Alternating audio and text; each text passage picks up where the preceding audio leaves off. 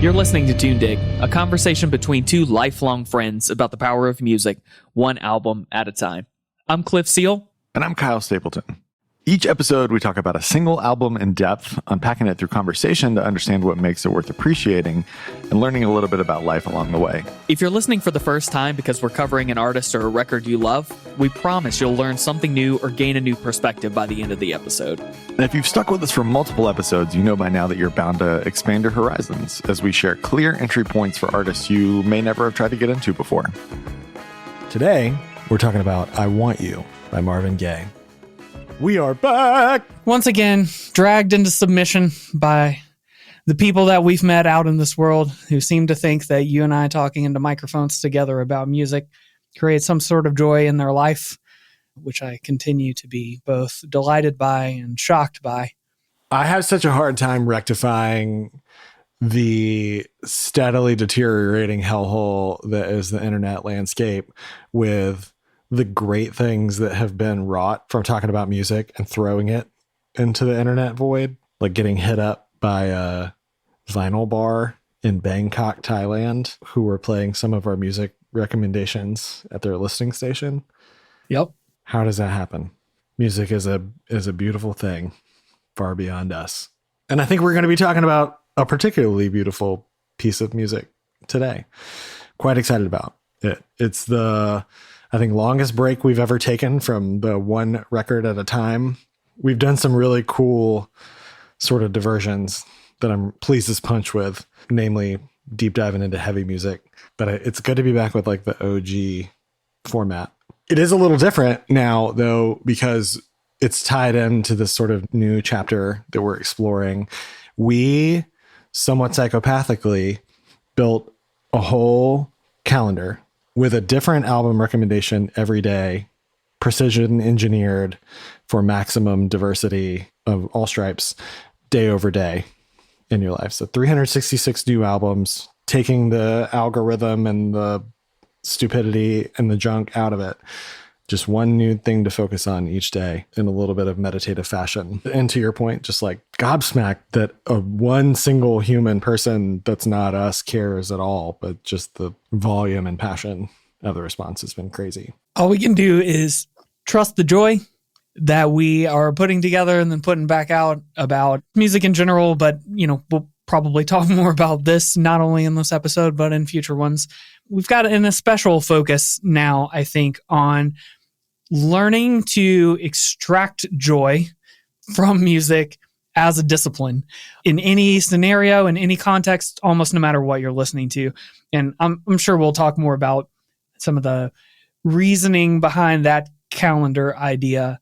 But the way that having a predetermined thing to listen to each day puts you in a different position relative to music and gives you the challenge of saying, okay, I don't get choice today. Today, I get this one bit of music, and today I'm going to figure out how to like it.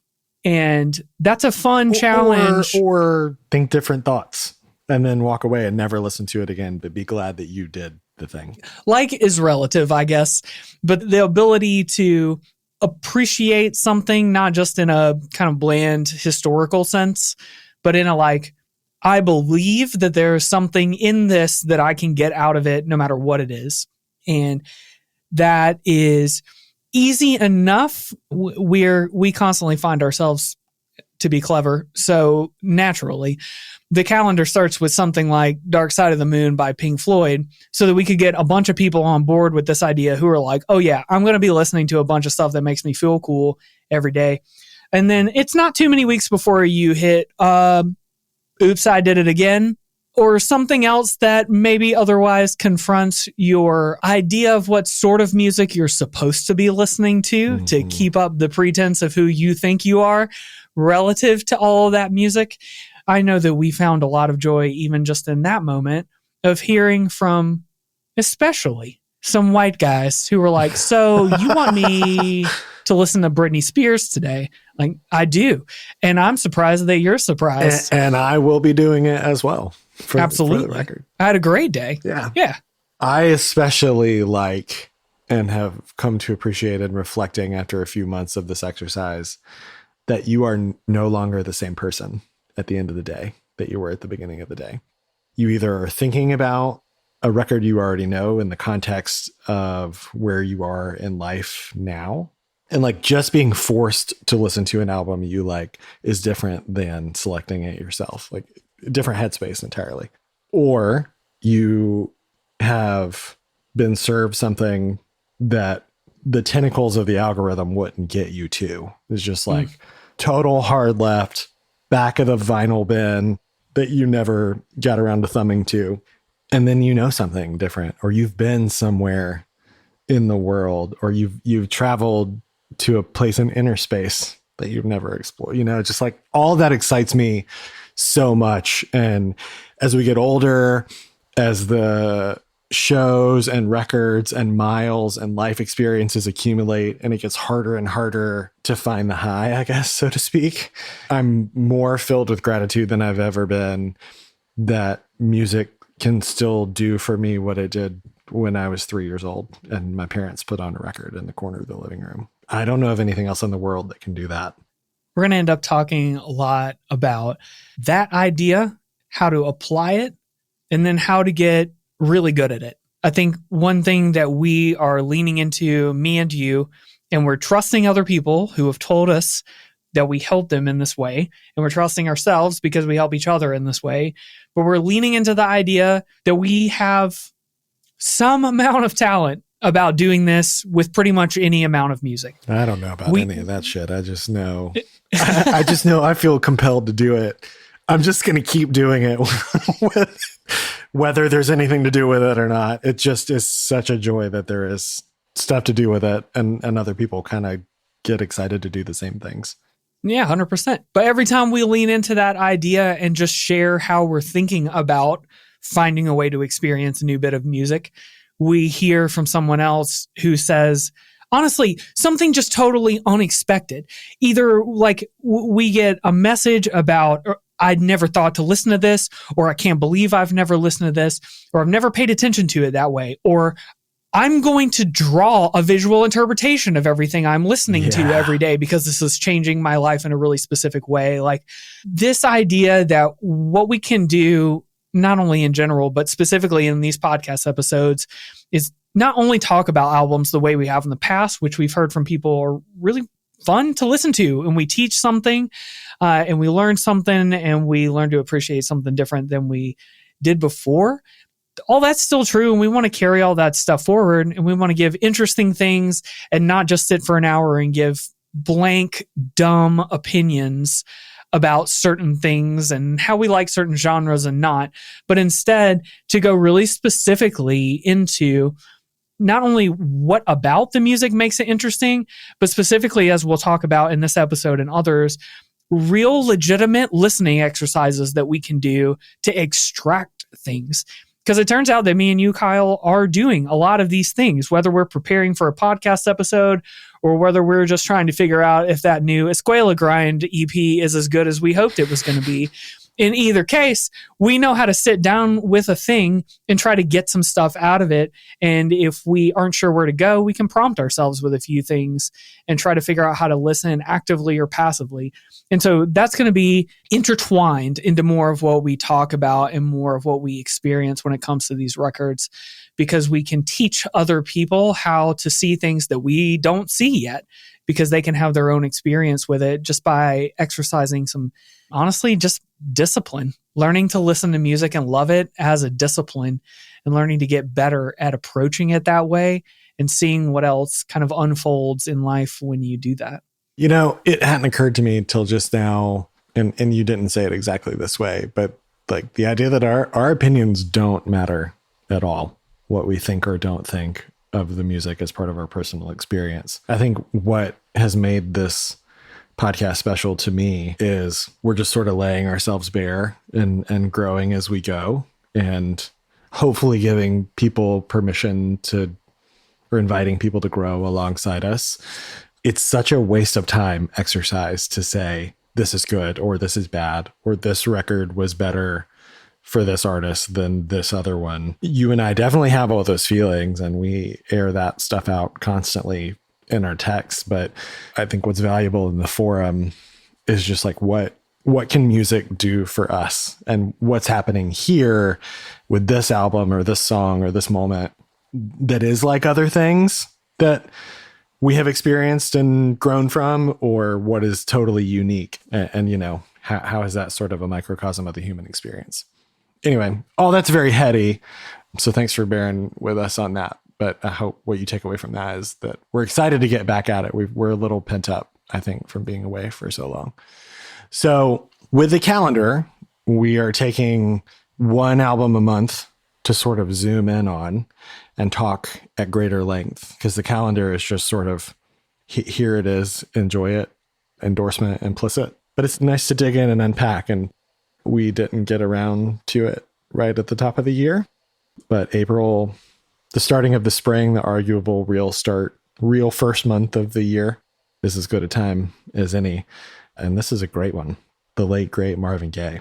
In classic form for us, a record that is complex to approach and enjoy, made by a human being who is complex to approach and enjoy at a time that was complex to approach and enjoy. And we can hold all of these things together. And to your point, not worry about whether it's good, capital G, or bad, capital B, and try to put it into a column one way or the other, because it lacks a lot of nuance, and it steals a lot of joy to try to categorize things that way or to judge them before you get there. And so to that end, this is a fantastic record to think about how we can not only let the music come to us and show us things and give us appreciation for musicality and production and music theory and instrumentation and lyrics and people moaning in the background. So much moaning, dude. I learned so much about party records thanks to this album. But we can have all of that, and we can still have the backdrop of understanding as best we could who Marvin Gaye was at this time, who these people are that he semi-wrote this record about, who he's singing to, their ages, his ages, like relationships, people involved, like it's such a web of people and things that come together to create these monolithic albums that we look back on as singular points in history. And so it's a great opportunity for us to step right back in, pick a gnarly one apart, and look at all the good stuff that's inside of it, while also acknowledging some of the rough stuff that's there as well. And this record is everything that's great about music, because it works sort of both wavelengths, right? You can put it on and never seen a picture of Marvin Gaye, know absolutely nothing about the man or anything we're going to talk about, and just be like, damn, this is something. But context also deeply enriches what you're hearing, and not just, like you said, on the literal sonic production and playing level, but sort of the stories that are behind it and help it pack a punch. So I think like exercise number one is, if you've never heard it before, stop the tape now and go listen to the record. But totally cold. I would almost give anything to be able to have never heard it at all as a fully formed, presently listening adult, and then come back and let's talk again and choose our own adventure. Yep. That's always the first order of business. If you pull up this podcast and you haven't heard the thing we're talking about, start with them, not with us. Don't let us be the first please. Oh man. Yes, we really don't want to shape your first time experience of music if we can help it. We'd much rather give you a thing to think about when you listen to it for the 2nd, 5th, 10th, and 50th times later on, because that's when the magic really starts to happen, I think. Normally when we record, I'm at like the 40th listen or so. And then we say a bunch of things.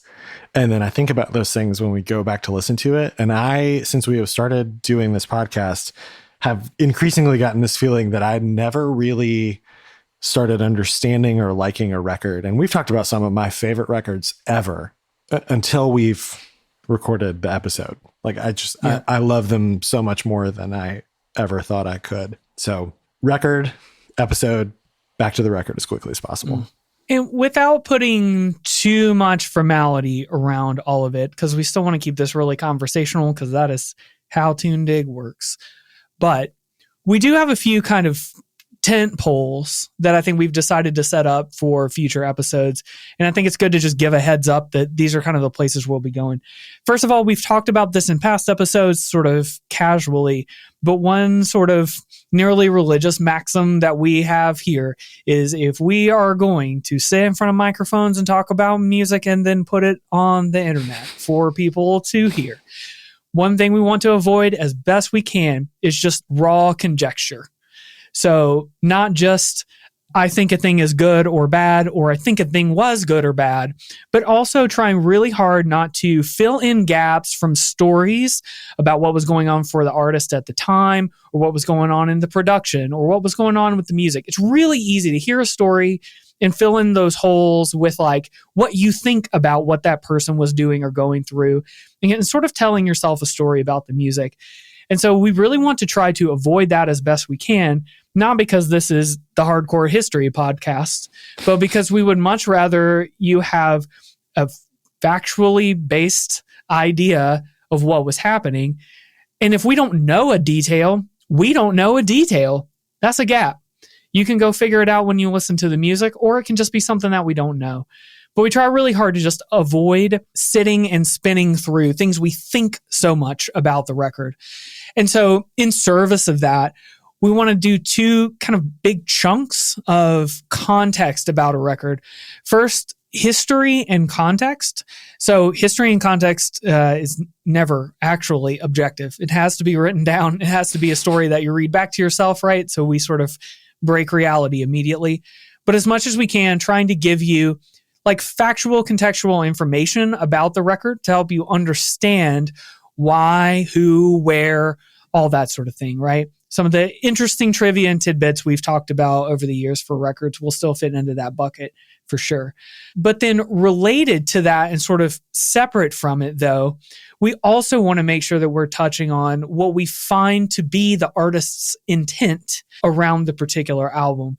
And so again, that is different than us trying to assume what intent is. That's more about how can we go back and look at interviews? How can we go back and read liner notes? How can we speak to, ideally, professionals or authors or experts on what was happening at a particular time when an album was made, and be inquisitive about the artist's intent, knowing that it is an inherently subjective thing to begin with, but knowing that an artist had an intention for a record can help shape it in a particular way that's, diametrically different from just a fact about that record itself. So we want to give history and context. We also want to try as best we can to represent artist intent using source material for pretty much all of that whenever possible. And then lastly, something that I think we probably allowed ourselves to be inspired from our own podcast offshoot, as we did Friday Heavy episodes, which were really focused on heavy music and were much shorter form in their episodes. One thing that we did was we talked much more about how to make cultural impacts and how the music from punk, hardcore, drone, all sorts of different genres created societal impact or energy to create further societal impact. And so in that sense, we also want to make sure that we're touching on how music impacted the culture around us. And that could be something as straightforward as, music that ended up being inspired, which we'll talk about today, right? People who loved this record and did something with it later on as another form of music. But also, as we'll talk about from this record, the artwork itself has its own story that we could talk about for 30 minutes minimum about not only where it came from, but what it may have inspired after that and who was involved. And so thinking deeply again about what was going on at the time an album was made, what's the history and context, what did the artist mean as best we can understand now from when they were actually trying to make this piece of art with, usually a series of collaborators. And then lastly, what do we see as the impact from this music so that we can not only interpret and enjoy it ourselves personally, but we can get a better idea of what music ends up meaning to people who, for the most part, are generally just different from us. And in this particular case, I don't just mean people who are not white dudes, although white dudes have a unique opportunity to radically experience different cultures if they'll open their minds to it on a pretty regular basis through music. And if you've never seen a picture of us or can't make inferences from the voices you're listening to, we white. We Ben Affleck. Anyway, that was longer wind up than I think we've ever done on an episode. Let's talk about I Want You, released right around the spring equinox, mid-March of 1976. Absolutely. The record we're talking about today, I feel the best quick summary to start with is this one sentence overview. Quote, "It's difficult, it's horny, and it's definitely not for everyone." That's fantastic. You could probably apply that to almost any record that we cover on this podcast. I like it a lot. Those are three things that align with my personal values. So I want you... The best. I'm constantly in search of the best title for a memoir or opening line of a memoir, and that is the new global high watermark. Difficult, horny, and definitely not for everybody. This is a very good t-shirt. I'm going to be advertised about on Instagram soon, I'm sure. So I Want You was released March 16th, 1976.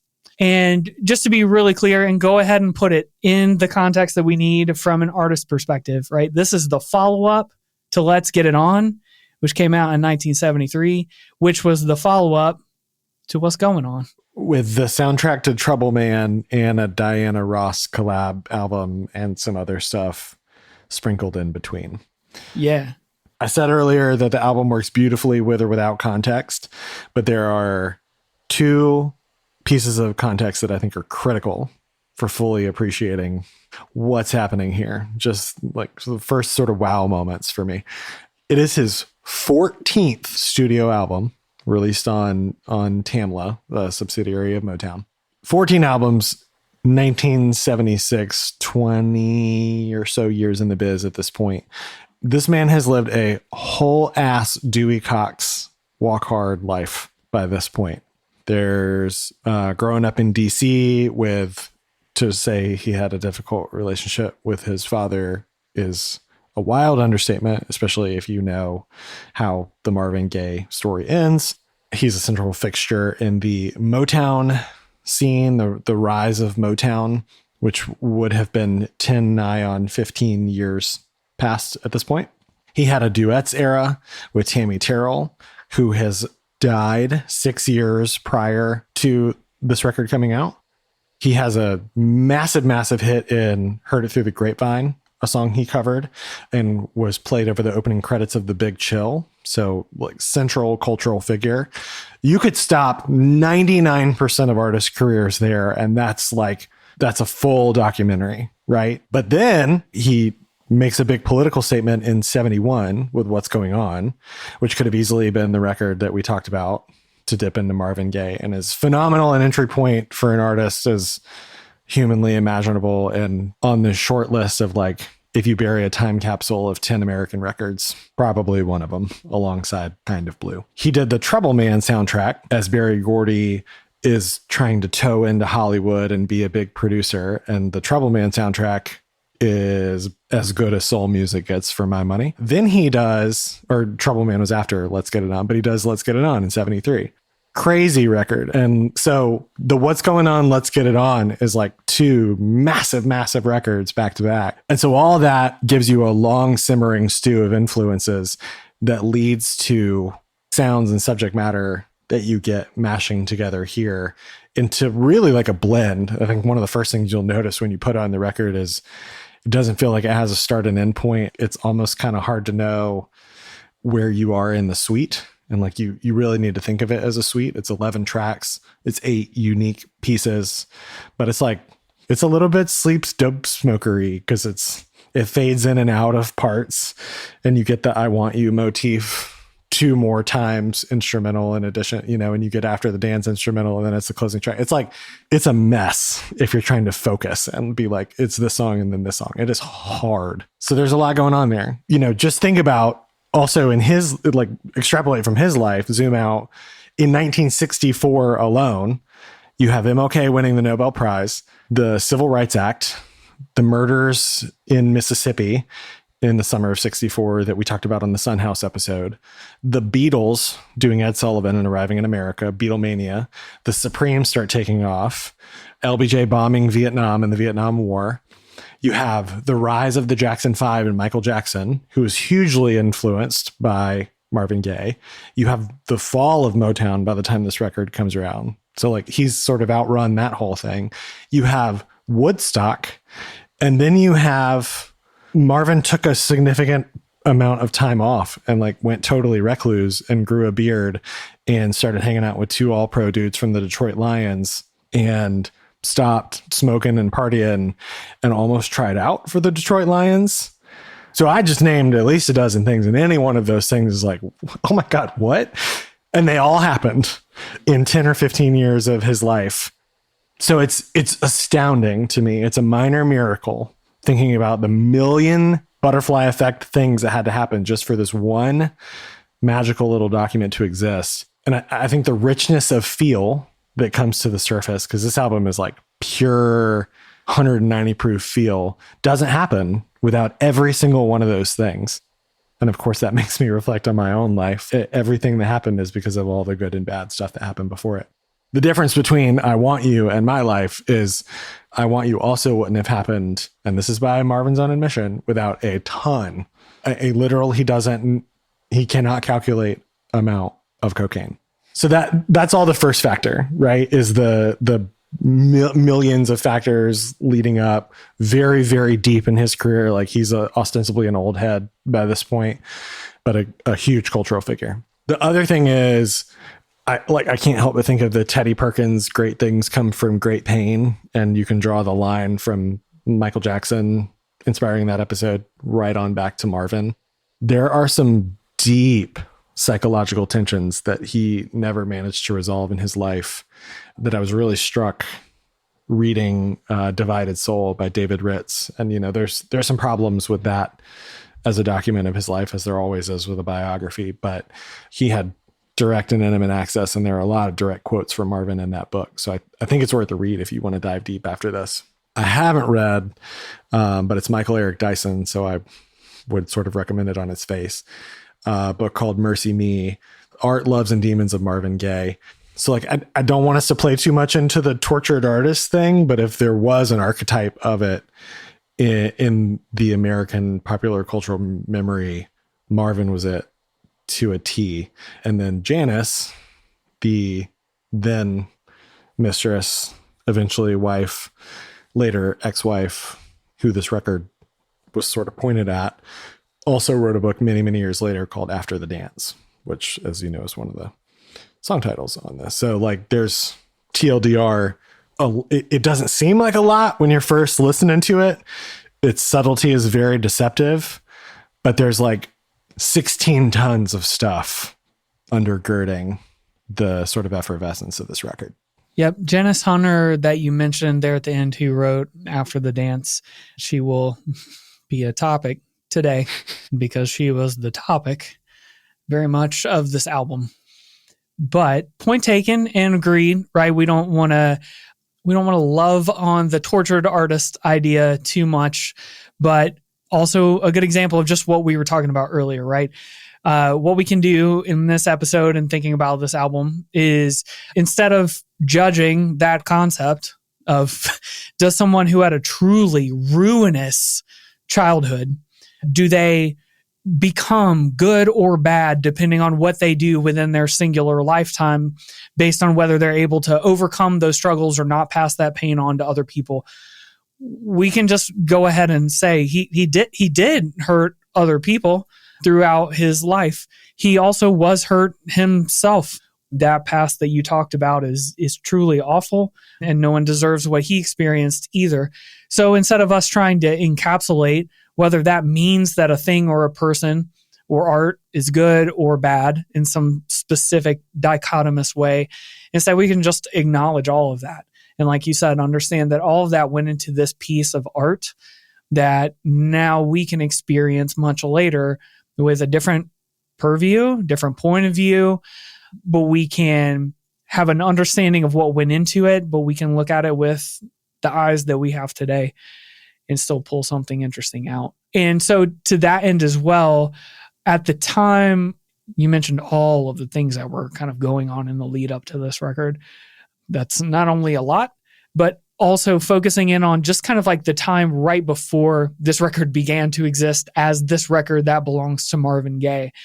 This itself, I Want You, has basically a long past of having existed in various forms, and got the existence of some of these songs are in fact what got Marvin Gaye interested in creating another record after Let's Get It On to begin with. Which he was notorious. It was notoriously hard to get him to do that. And Berry Gordy struggled to like innovate new ways to trick him back into the studio. Right. And there's so much to cover as well that we won't have time to talk about today that sort of illuminates what that must have felt like at the time, because there are plenty of stories about sort of his relationship to Motown, especially if you've kind of studied personal. Yeah. And if you've studied or learned about Motown very much at all, like one thing you'll start to walk away with eventually is they were perfectionists as a label. And as such, often applied a high level of scrutiny to the type of subject matter, music quality, anything that would come out of what Motown was producing, even under a subsidiary. They had a charm school. Like I think that always puts it into perspective for me. They like sent their artists to finishing school, essentially. Yep.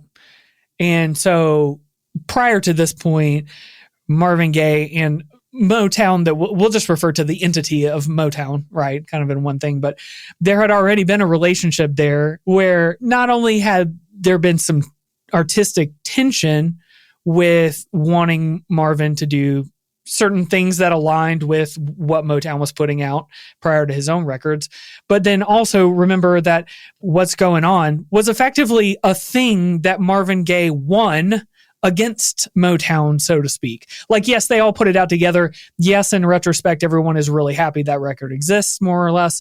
But that doesn't mean, like we talk about with a ton of records, that doesn't mean it was easy to convince anybody to put it out at the time.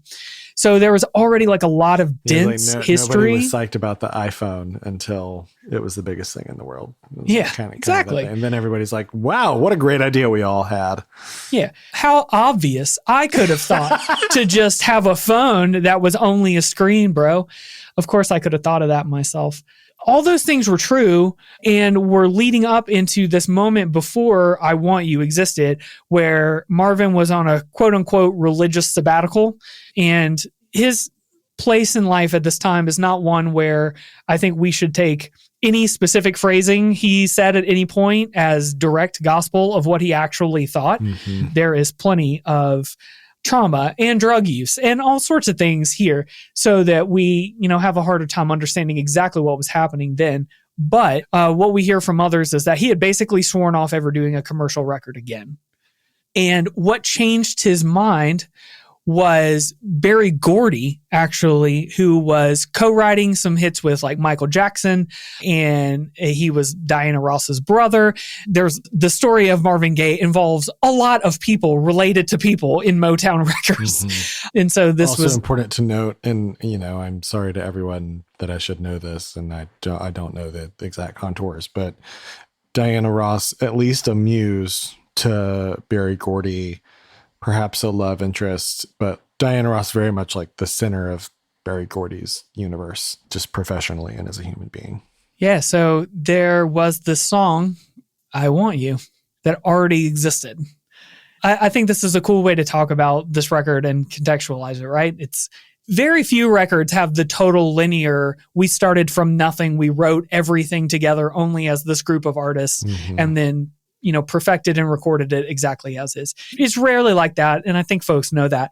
But especially around this time and with records like this, it's cool to understand that this was more of a collection of things that Marvin Gaye put himself into. That might be too apt a description based on the subject matter. So let me say, instead, this is something that Marvin Gaye made his own. There you go. Thank you. And so I Want You already existed as a demo, and got Marvin really excited. I fell in love with the song alone.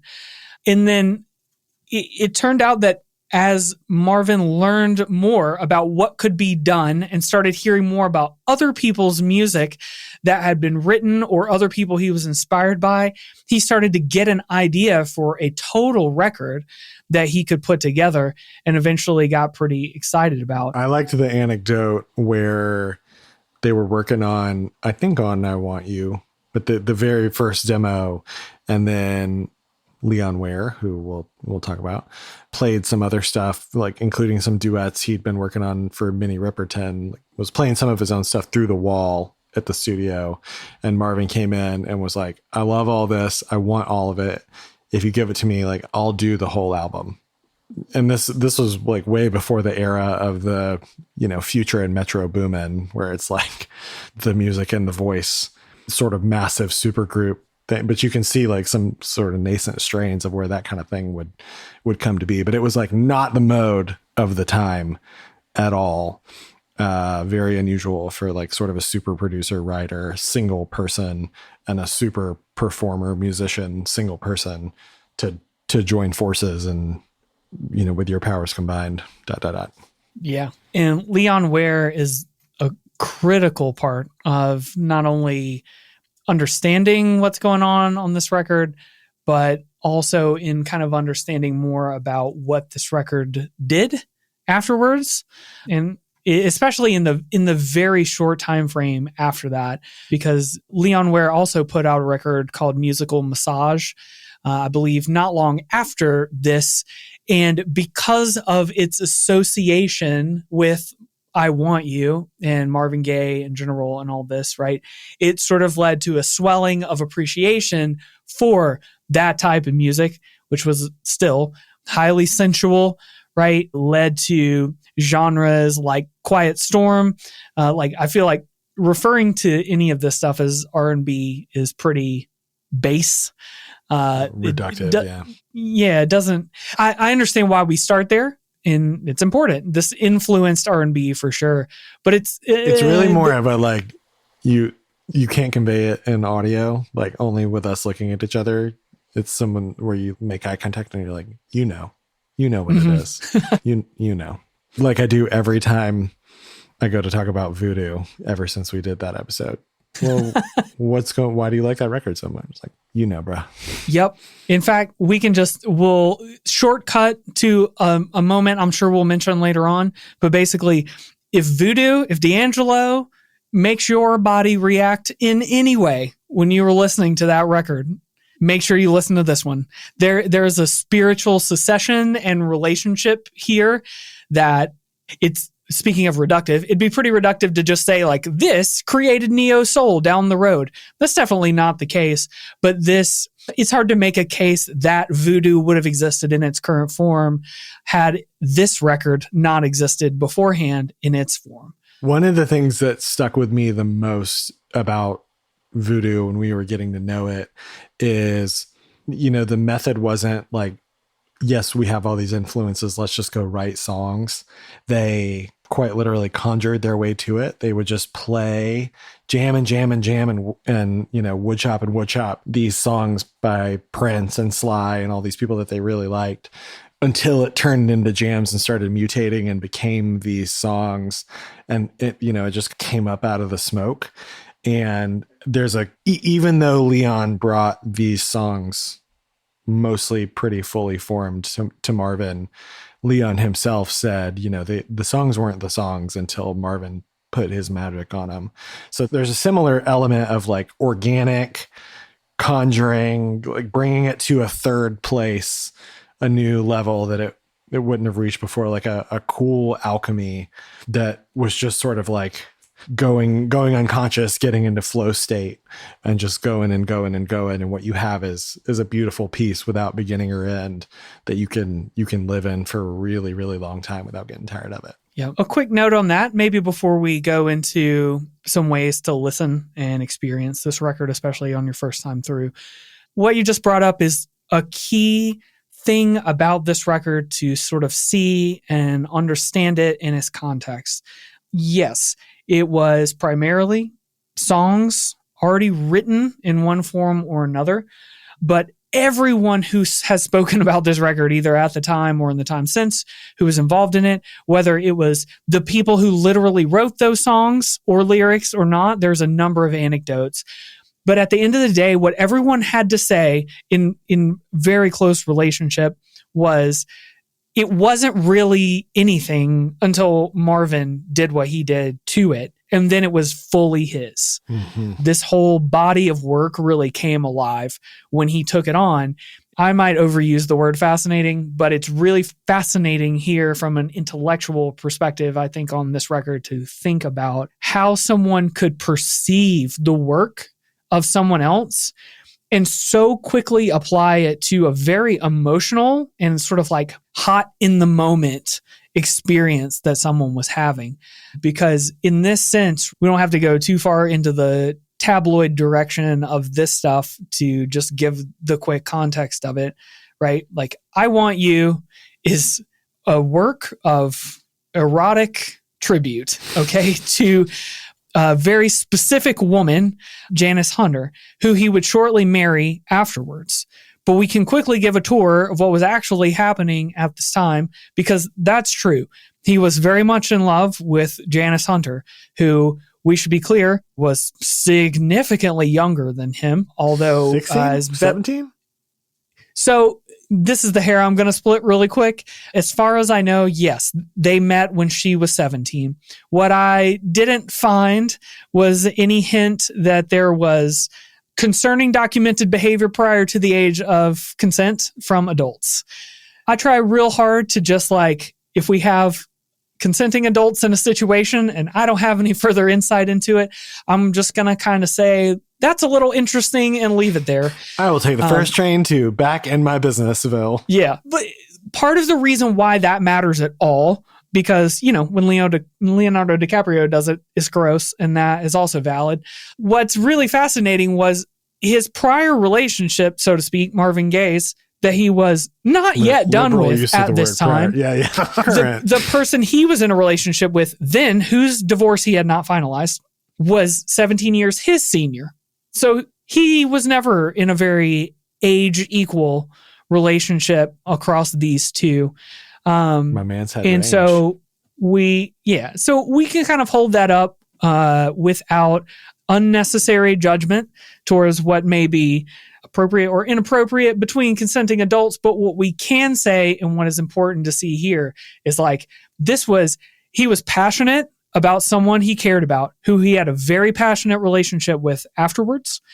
Their love was growing, and these songs are about her. They're to her, they're about her. And he feels really comfortable expressing, well, a lot. Can I just say, though, the record was put out by the brother of the first wife.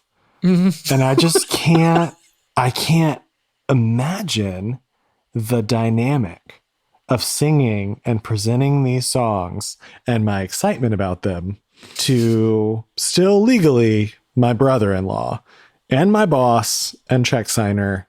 Just, that's complicated.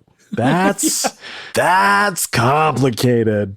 Too rich for my blood. And I remember there's a long form interview with Donald Glover when Atlanta first came out, where they showed them the first season and they were like, what's up with Ern and Van? When are they going to get married? When in the arc is that? And he was like, no.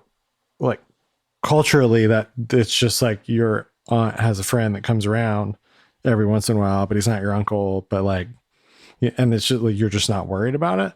And the people, the well-meaning executives of FX were like, what do you mean?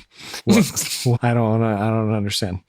You know, to your earlier point on the non-judgment thing, it's just like, there's so much to unpack around like norms and stuff. And just like, he was a complicated dude. And none of the setup of this is the life that I would have personally chosen or gotten any enjoyment out of. But it was his deal for better and for worse simultaneously. And it gave us this completely undeniable thing. And if the salacious details titillate you, there's a whole ass book for you to go read. So go do it. There are one by her and then large chunks of other ones. Yeah. So, but definitely not the focal point. So just like absorb that into your pores and don't ever think or talk about it again. Just bury it way down deep. Yeah, exactly. Yeah. And that is part of, I think, what we have practiced ourselves and can help other people think through. Yeah. Sometimes, like, all right, I don't listen to Chris Brown. Fuck that guy. Okay. Straight up. Period. Hard End of cosign. sentence. Okay. I'm going to send this clip to all of my friends who I love and respect, who still inexplicably enjoy his music. Yeah. So, like, that's not a hard choice for me, but that's the one that I want to make. And if somebody else wants to reconcile the fact that they really like a Chris Brown tune with the fact that Chris Brown is his person, okay. If that's what you want to do, that's fine. We can both come to things non-judgmentally and approach them and get things back out of them. And so, as best we can, Just can't listen to Gary Glitter anymore, but sometimes at sporting events, I do miss the Hey song. Yeah. So, like a lot of things, we wanted to pick this little bit up because it's really important for understanding what this record is about. It's not just like a generically sexy record. It's not just like it is very specifically. Yeah, sexy. It is horny in a very particular direction. They were like, you talk about artistic intent. That was the artistic intent. Yep. There are lyrics in here like, I want to give you head. It's not confusing. Okay. Like Cliff, do you want to tell them what image you have selected to be at the top of the episode outline? Well, okay. This will be a good little vignette. The mixing board in the studio, it was kind of subliminal. It said in all capital letters, head. We were in the studio messing around on this 72-point ass font. Right in front of his face. So there was playful is probably an overly simplified way of thinking about it, but there was a real playful improvisational vibe to basically how do you want to channel comfortable, vulnerable. Yeah. Just self-actualized in the joy of connecting to a person in this way. Yeah. So that's why. And that long interview with Leon Ware that Jason King, who's now the dean of the music school at USC, did. Great writer. Leon Ware was like, we are two guys that wanted to make a record that your kids wouldn't be embarrassed that you made. It was it was natural, not nasty. It's just a fact of life type stuff, thing to be enjoyed and appreciated. Yeah. Leon Ware clearly feels to this day, whether other people feel the same way about what he did or not, that what he made was pure. He'd be he literally, like you said, talked about being able to show it to kids, his kids. Didn't he say something people tell me all the time how many babies have been made to this record, and that's the metric of success of this thing for me. Which is awesome. Yeah. So that's one way to look at some of the context that makes this record especially interesting and helpful to digest outside of just, subjectively taking in the music itself without knowing anything else about it. So with many records, including all the ones we talk about in this podcast, there's always something to be added by kind of understanding as much as you can about what was happening and what went into what got created. Yeah, I think our goal is let context add value, not subtract. The second it starts to subtract value and the thing is still worth listening to, bail out of the context stuff and just strictly vibes. Yep. If it starts to feel like trivia, walk out of the wing spot. Get it to go play though. Oh yeah. So one of the ways that we've talked now about then doing this idea of kind of historical context and artist intent and impact is we've pulled out some specific exercises that we can talk through and recommend for you to listen to this album under. So basically some new ways that you can approach the music I mean, naturally, however it is you want to listen to music is fine. 100% fantastic. You know how to do that for you Yep. better than anyone. That's right. But when you are looking for more or trying to get something different out of it, we've found some particular kind of prompts that help us do exactly that. So one of the main ones that we've done here, especially for this first section, thinking about as much as we can objective context of the record. Well, we've talked about writing down how do we take it in fresh, but tune in for key moments on the record. So what we mean here is like, when you're listening to an album for the first time, especially one that's, is complex or important, if you're thinking a lot about it, you're sort of filled with a lot of information. You're trying to process that record sort of by force. There are things that you feel like you need to be able to understand. So instead, what we would encourage you to do is try to take it in fresh, but be able to tune into things that surprise you and sort of allow yourself to write those things down, sort of similar to meditation in the sense of when a thought arises, well, there's a thought and then let it go. Sort of in that same sense, we went through and said, okay, what sort of surprised you on your first listens through this record? What sort of stood out? What notes did you take afterwards when you were trying to remember what caught your ear when you were going through it first? So for me, one of the main things that stuck out that I thought was funny, the very first 30 seconds of the record reminds me that the foundations of some of my musical connections and webs, many of those webs are, for better or worse, centered around the Mars Volta.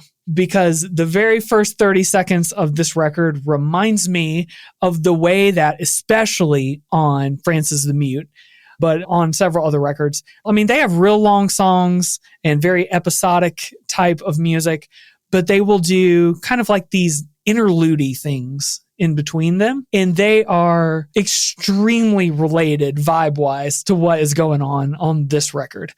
The percussion, the way that the guitar is played, and then all of that just reminded me once again, which usually happens, hey, buddy, you're just looking for Eddie Hazel. Hey, that line you're tracing, that's just a line back to Eddie Hazel. And Jimmy. Yeah, for sure.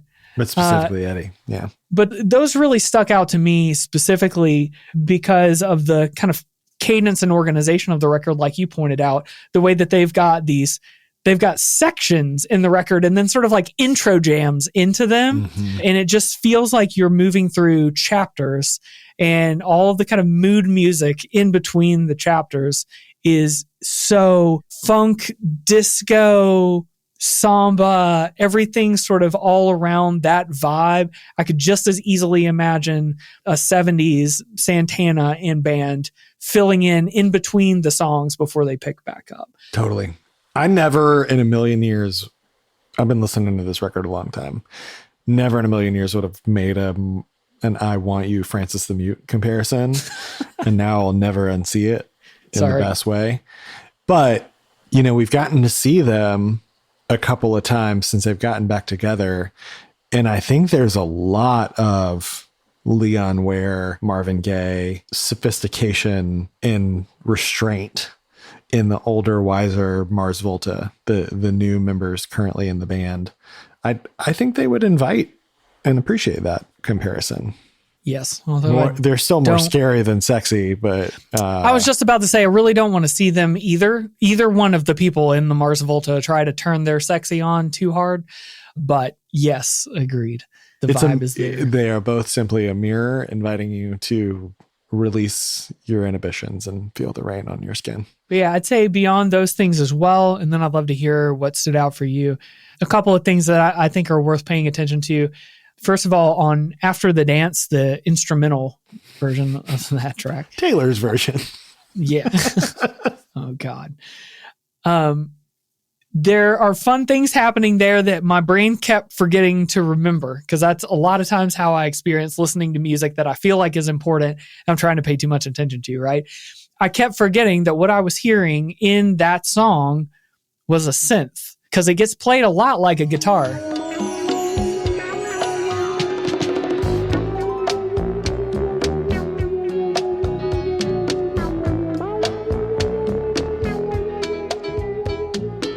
And then, You're but right. then my brain would do the whole, I'd go all the way around the circle because it'd be like, who's playing guitar? That's a cool way to play guitar. That's not a guitar. That's a synth. Oh, that's cool that he's doing an instrumental track on this solo album. Oh, wait, who's playing synth? Marvin Gaye. Oh shit. He's still singing, my boy. Got it. I did also have the thought, Cliff is somewhere on a ski lift right now making mouth noises to capture the synth. That's such a you thing to do. Like, bow, bow, bow. It's true. Like, I hope to God, I just hope he's on a lift by himself and nobody else is like, my God, who's this man? I'd almost feel a little hesitant to let someone know I was listening to this record by myself all day, I think. Yep. Hey, what are you feel you. listening to? I Want You on repeat. I have a wife. I'm a wife guy. No. It's not what it looked. I was in the pool. Synth. So what? Yeah. So what stood out to you? You know, once I read the David Ritz book, it was hard not to see everything about Marvin Gaye in dichotomies. And I know our brains are primed to see opposites and dichotomies and pairs and stuff everywhere. But sort of the low end ran so the flourishes could fly type thing. The first thing, surprisingly, that I noticed, once I noticed that I like wasn't noticing, that I was just vibing really hard for a stupendously long time. It was like, oh, I should probably actually focus if we're going to talk about this, which is like such a delightful thing, you know, like being on a lazy river and being like, oh, I'm drunk, I should get out, was sort of my first sensation. And once I pushed past that into any level of awareness, the first thing was actually the rhythm section, which is like not immediate in the mix. It doesn't really need to announce itself, which is not a Mars Volta-y thing. It was kind of motoric. Like I was like, oh shit, this is kind of like a Can record almost a little bit. Like they're locked into a groove and it's so tasteful and gentlemanly. There's not a single hit or vibration or anything more than is absolutely necessary. Nothing is delivered too hard or overtly, because like if you overdid anything with the lyrical content, it would be quiche, it'd be gross. So the restraint, the clear power and prowess of like fills and things, like it's just so locked in. And there's so much to appreciate just from a rhythm section perspective. And to your point, it's funk. It's gentleman's funk. But then the record is full of flourishes. It's an embarrassment of riches. I love records that surface new layers of things as you get familiar. Deep in the mix, you know, weird in a headphone channel or whatever. The mix is so subtle, like the delivery of the record itself. And it's very much like discovering new things about the person that you love and are choosing to be with in that way. So there's like a beautiful mirror there. You talked about guitar, like guitar and horn flourishes are way, way deep in this. So like in After the Dance, parentheses vocal, the last song on the record, there's great guitar and horn flourishes in the right stereo channel.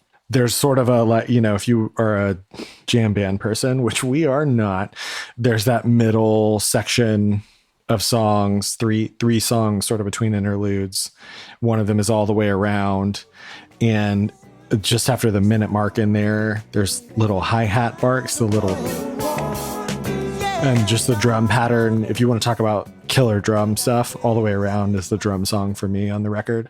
Come Live With Me, Angel is one of my favorite songs of all time.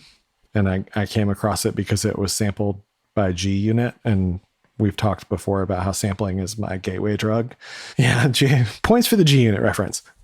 In the bridge, there's, I think, a Fender Rhodes. It's like almost clavinet-y. It's some kind of keyboard between 3 and 3.5 minutes that really adds flourish and meat. There's flute, I think, in this record. There's no flute in the credits, but I definitely hear like very sultry, low register jazz flute. Very tasteful. You know, we've shared that Tom Waits, A Gentleman is Someone Who Can Play the Accordion but doesn't. That like I love Bobby Humphrey, but there's no like, this is jazz flute. And then, you know, I know we're going to talk about vocals, and like vocals are really the star of the show, I think. But there's also talking. There's very like predecessor to hip hop, like talking my shit, talking. So at the beginning of Feel All My Love, which is probably like the most erotic song on the record, he says, "Do you have another J?" And if you blink, you miss it. But it's just like, oh man, that's some G shit. So it's just like, it's cool. You listen to it a couple times through and you're like, man, this record is cool. And I think there's a really tight bass with a really clear flavor. And then it's got little ingredients, little accents all over it. And every time you listen, there's a new delight. It's so flavorful. So those are all the sort of literal things. But I guess my next question for you is like, how do you listen to the, like, where is this best appreciated? We talked about, road records, time and place records, headphone records, whatever. Like, where does this sit for you in a Cliff day? Yeah, this one's fun because we usually have fun creatively slotting answers into this question for both of us. We should have made this episode a drinking game. This one in particular, calling it like a difficult listen isn't really going to do the trick. One thing I took note of was that I found active listening of this record to be tough sometimes because I don't really think that's what I'm supposed to be doing most of the time that this record is on. I don't think it was really made for that. It's a bit like looking at a naked person in the light. Not that you're not supposed to do that, but it's just like, it's like, whoa, there it is. Right. That's what that is. Yeah. Which can be fine for a moment, but if you're just standing there for several minutes. Okay, now it's getting weird. Now we feel like aliens. Yeah. I mean, to that end, look, we're all adults here. And if you're not an adult, please stop listening at this time. I mean, I don't even think I'm going to tell you anything wrong, but like the funny implication of what you could be doing while you listen to this record is not a bad call. Pretty good vibes, man. The most obvious answer is not the worst one. Yeah.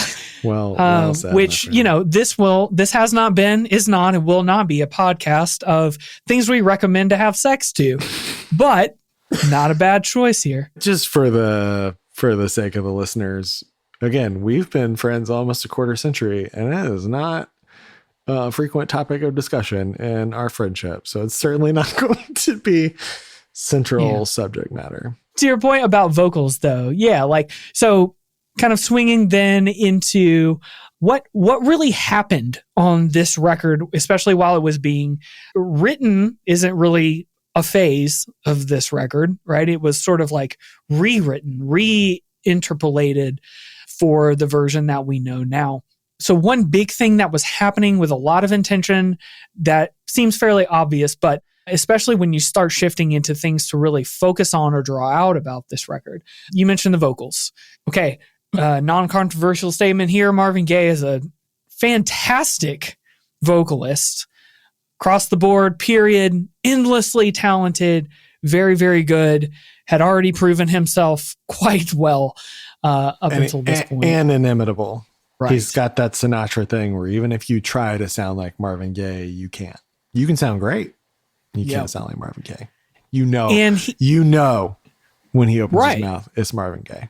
Yeah, and he had that ability to seemingly effortlessly switch between nearly forceful, high-pitched singing, but then could switch into that I can't even begin to make my voice as deep and smooth as he could do on demand, switching between those two. And that alone is an incredible feat. But he just had immense control over how he used his vocals. He famously was able to record vocals laying down, which is not a thing that a normal person can do to begin with, much less record, some of your favorite, most well-known songs with vocal performances of all time. So he was an effortless master. But on this particular record, I wouldn't say that he changed how much effort, energy, talent he was applying to it.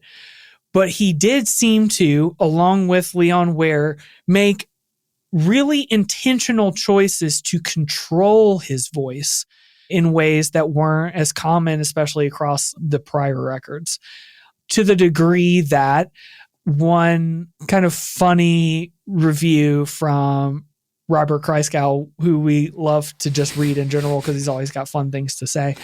But when he was reviewing this record a long time ago, he actually gave it a C+, which is, he's one of the people, I don't really need to approve or disapprove of the ratings you put on a thing. I just really like to read what you have to say. But he's always extremely thoughtful and obviously very intelligent, always worth reading what he does in his reviews. I mean, to me, and you can impress whatever Rorschach on this that you want based on your personal views. He's the Larry David of talking about music. Like Sure. he's always got a take. It's always totally his. It very often makes you think, wow, I've never really thought of it in that way. And why would a human being have that train of thought? And okay. Most of the time when I finish a Christgau review, I'm like, all right. But it always changes and very often expands my perspective. So most of the time I'm like, what an asshole. And then I'm like, was he right? Sort of to that end, one of the things he wrote in his review was when he talked about I Want You, he said, as a Marvin Gaye record, it's a Leon Ware record. Ware is the producer who co-wrote every one of these, which is more than Marvin Gaye can claim that he produced or co-wrote on that same album. But was it Ware, quote, okay, but was it Ware who instructed Marvin to eliminate all depth and power from his voice? I mean, if you're into insisting on sex, it's in bad taste to whine about it, which is a very good sentence. Yes, a very good sentence. So whether this is another exercise, right? You don't have to agree or disagree with that interpretation of what's happening here, because what we can get from it without judgment is the fact that someone who very well understands not only Marvin Gaye, but a lot of music writ large, identifies that Marvin was intentionally restraining himself here on a record that is ostensibly about losing your restraint in certain respects. And so, again, for better or worse, feeling safe to do so. Yeah. Not being uninhibited for uninhibited's sake. Right. So to make that choice is not only clearly intentional, but is an interesting thing to note from, a world-renowned vocalist cranking out this record. That is true at the same time that this is when Marvin was also continuing to build his reputation for not only being a really good vocalist, but also really good at understanding how to produce his own voice. So he was becoming more well known for creating his own backing tracks and learning how to perfect what that looked like. So one of the quotes from this record was, for I Want You, the song, Marvin did the background, the lead, and the ad-lib in a single night. That's 3 songs in one. I want you, baby. Can't you see I need you,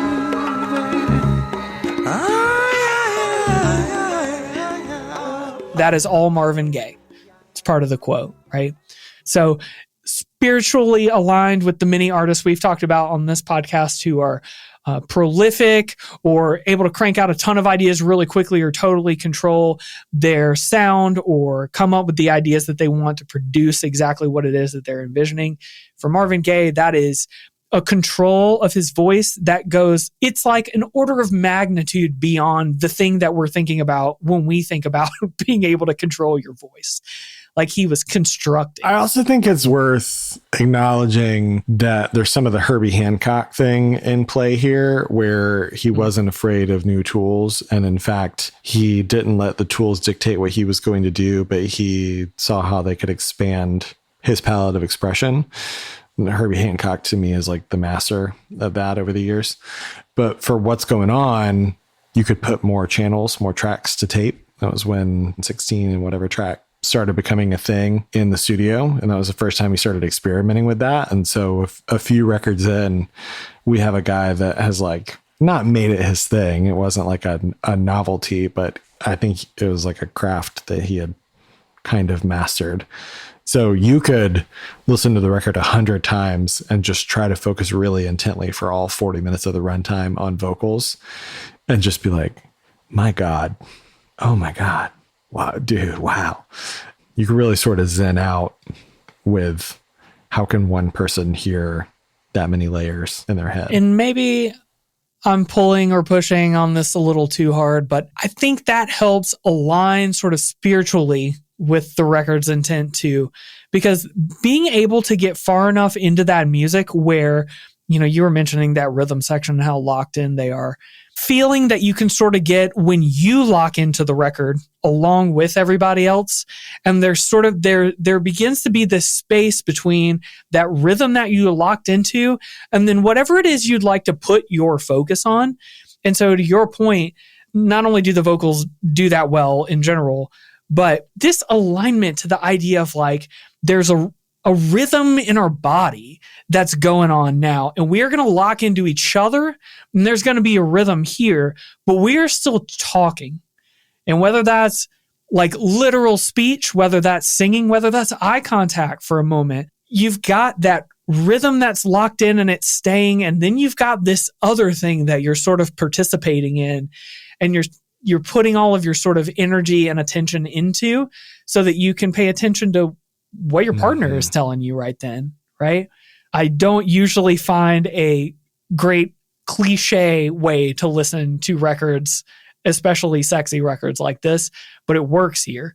You can really lock into that idea of having rhythm with someone and then a separate but simultaneous conversation with somebody where you're just expressing. You're saying shit that comes to your brain. They're saying shit back to you that comes to their brain. None of it actually makes sense. If either of you were to say either of those things outside of that very particular context, you'd be like, shut up. Don't ever say that again. Right. But inside of those moments, it works. It works because you're locked in. I mean, you brought to mind, I was talking about Fela Kuti, that idea of rhythm helping to concentrate expression and elevate it is sort of the sort of macro sociological political way end of the spectrum is what Fela was always doing. Like music must be for revolution. And this is the more intimate person to person. But I think it's very much, I think they exist on the same continuum. For me, the moment, and everything resonates with everybody differently, but for me, the moment that typifies the greatness of this record is the beginning of Since I Had You. He just sings some descending notes and there's not even really words attached to it, but he gets across more about love or lust in the literal notes and the delivery of those notes than most people do in a whole career of love songs. Yeah, two lovers should have been. Yeah, they didn't fail. Yeah, went their separate ways again. Yeah, then by chance. There's goosebumps, there's chicken skin type power in it. And the gift of Marvin Gaye was to do so much with so little. I mean, like you could play a 10 or 15 second snippet of just that song and be like, whoa, where's more? I need more of that right now. To me, it is like the very beginning of A Change Is Gonna Come in the way that Sam Cooke, the first 3 words say more than a book you could read about anything. Yeah. Other people recognized it too, though. Like there's a litany of great quotes from interviews. There's that long interview with Leon Ware that's so good. Leon tells the story of the first time he played it for Berry Gordy in like a room full of 30 Motown executives and the whole room went quiet. But then I love this one from the Michael Eric Dyson book. He was talking to Gary Harris, who was an A&R at EMI. And he said, with the opening on Soon I'll Be Loving You Again with the congas and the strings, it's like the sun is rising. It's a very cinematic approach to the whole thing. It shows a thing Quincy Jones called ear candy. The voicings and the arrangements convey not only mood, but time, place, and image. He's talking about I dreamed of you this morning. It's crazy. So the morning sunrise thing. The other thing about Marvin in the song is he always, no matter what he was doing, how many risks he would take, was a radical traditionalist and always held on to his doo-wop upbringing. Those background harmonies, no matter how increasingly percussive he got, how funky, the background vocals were always steeped in that tradition. So the dichotomy of wanting to go in more radical directions and doing it, but sort of having a really regimented foundation, like the sort of like the DNA of the music itself. So I think the collaboration really clicked here because he found people who contained the same sort of strict multitudes that he did. So to that end, we've sort of talked about ways to step back a little bit and let music hit you, and specifically how we could step back and sort of let this album just hit and notice and take a note and move on and move through it. But you mentioned a minute ago that vocals were one of the things that you could have a very rewarding experience focusing on. I was curious, what else did you find could be something that you could focus on or isolate when listening to this record intentionally, with more of an active listening or trying to discover a particular part of it? You and I joke all the time about how like all you do is think, and my gift is that I simply do not. And that we learn so much from each other in the contrast of how that means we both listen to music. I can go years loving a song and being like, that's one of my favorite songs ever. And then somebody says that something is the lyrics and I'm like, no, they're not. And then I go look it up and I'm like, oh my God. So I live in a world of pure vibe at all times. So with that, the challenge of this record is to avoid getting swept up in the hypnotic tide of the suite. Multiple people called it a suite in like a jazz or classical sense. And that helped something click for me. But the record has no obvious beginning or end. Like you could start on track 5 and just go from anywhere. It works on shuffle, frankly. It's really beautifully, organically created in that way. So I think my advice is to listen not for songs, but for small moments to come back around, to try and find a thing a second or third time. All the elements in the DNA of this thing are really, really cool. You mentioned synths, not normally a thing that I primarily listen for, but like I think that After the Dance instrumental version pulls that out. If that sound grabs you, then listen for that all the way through. Strings are certainly one, and they're not overdone here. In modern music, other than like Florence and the Machine, where it's like part of the thing, strings normally signal like this is a serious song or a beautiful song or it's for a movie. But string arrangements just sort of lent to the air of sophistication of the proceedings. It was just like what you did. So the arrangements were done by Coleridge Taylor Perkinson, who is a cat worth looking up. And I think in general, looking through the personnel credits and clicking the deep links is a really worthwhile exercise on this, because it's nothing but Top Guns on this thing. Pursuant to your Mars Volta connection, percussion is a big one. So like not drums specifically, but congas and stuff. A couple of the loose collective known as the Funk Brothers played congas on this. So like listen for the conga patterns on Come Live With Me Angel or Soon I'll Be Loving You Again.